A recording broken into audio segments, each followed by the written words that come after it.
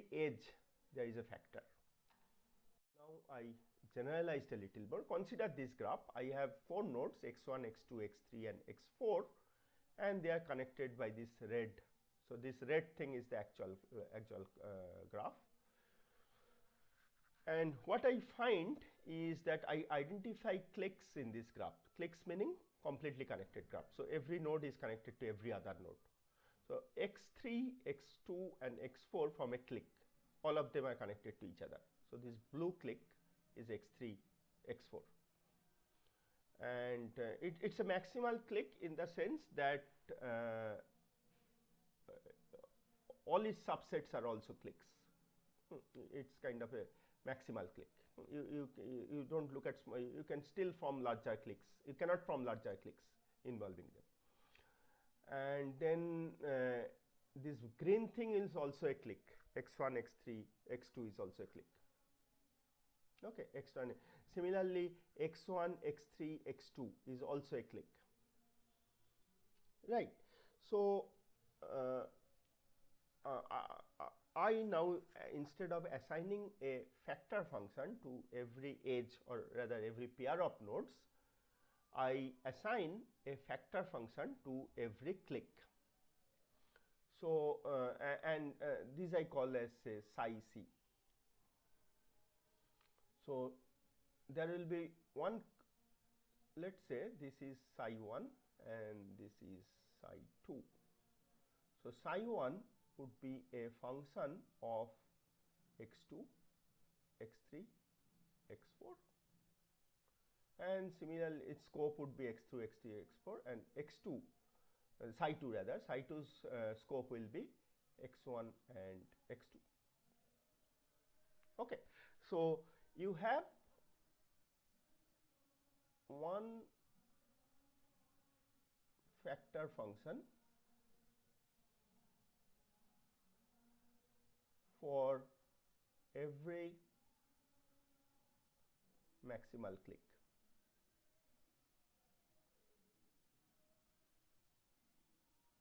Okay, so basically you identify all the maximal cliques in the graph and put a factor function for each of them, and the factor functions are accordingly defined.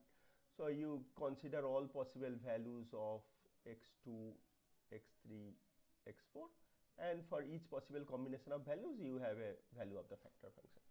So let's say x2 is 0, x3 is 0, x4 is 0. So let's say psi 1 is 100 in that case. So you will have 8 possible combinations here if x2, x3, x4 are binary. And the joint probability distribution, which is called Px. So x is x1, x2, x3 and x4. Okay, this is x, is the product of all these factor functions over all possible cliques C in the graph. Over all possible cliques C in the graph, I take the one of the clique. So these factor functions are also called clique potentials. I take a clique potential, find out its scope, all the members of the clique, give its values, compute, pick up the value from the factor function table, multiply over all the cliques, normalize. But this is the normalizing function.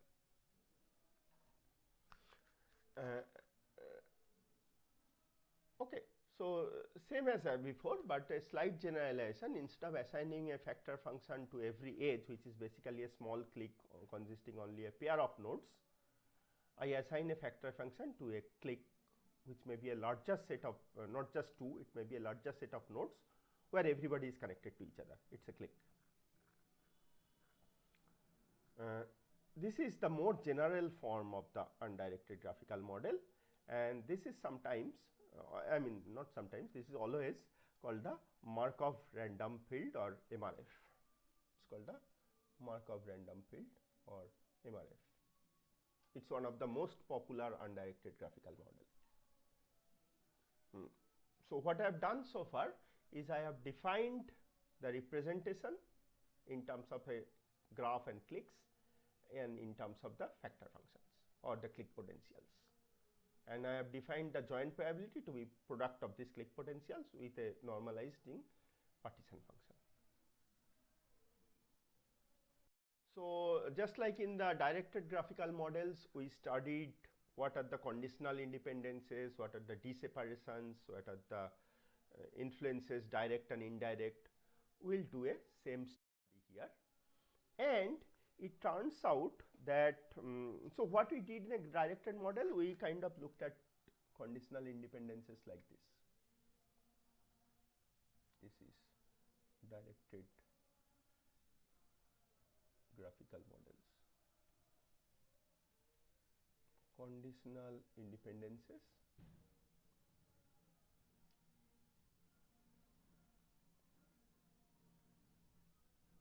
Which does like this: if you have two nodes A and B and you have observed another node C, so we, depending on the graph structure, what kind of graph structure is there, we find out whether A is independent of B given that you have observed C, conditioned on C. Okay, so this kind of, then we say that A, if you have observed C, then A has no influence on C. That means A doesn't give you any information about sorry, A has no influence on B. That means you don't get any information about B addition to C by observing A. So similar independences, our notion of independence or influence will be same here, conditional independences. It turns out that in undirected graphical models, these conditional independences are much more easier to find than the deseparation. All you need to do is that suppose this is a set A, these two variables from the set A and these two variables from the set B, and these two variables, these shaded ones from the set C, which we have observed. That is why you have shaded them.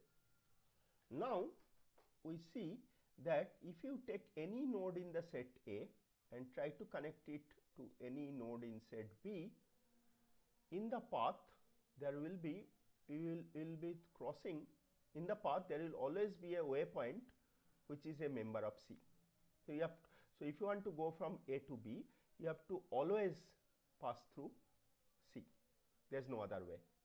You have to always pass through C. In other words, if you cut out C from the graph, you have lost connectivity between A and B. If you have removed C, the node C from the graph, you have lost connectivity between A and B. Okay. So if you can identify such triplets A, B and C, such that if you cut out C, A and B gets disconnected, then you can easily find out. Again, I am not giving the proof in the Kevin Murphy book or any other book, this proof is given. Then you can say that A is conditionally independent of B given C. It's that easy. You just need to look at the graph, nothing else, no complex deseparation, nothing. Okay, you just need to find a cut set. The Gibbs distribution, so every graph corresponds to a Gibbs distribution.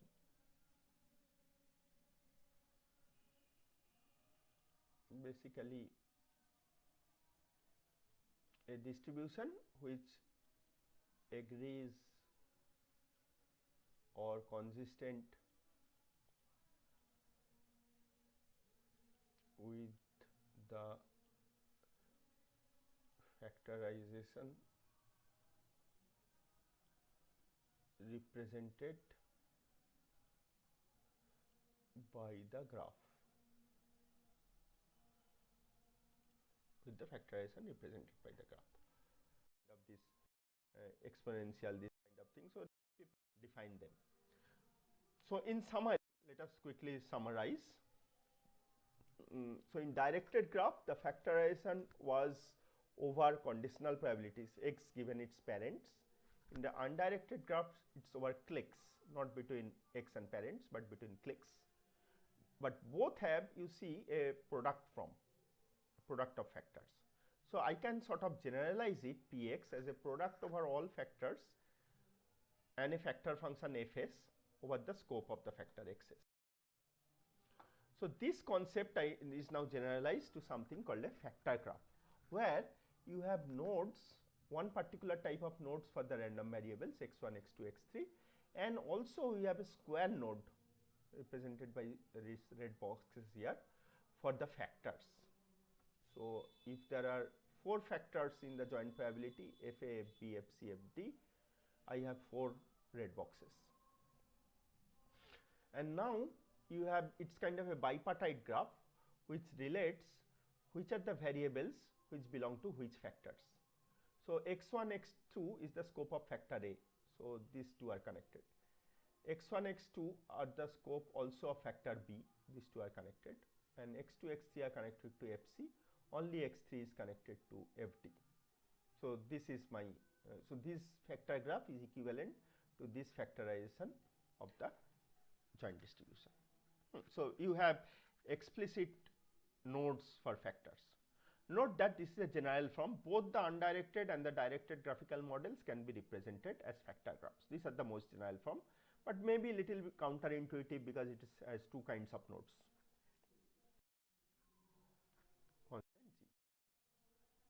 Okay.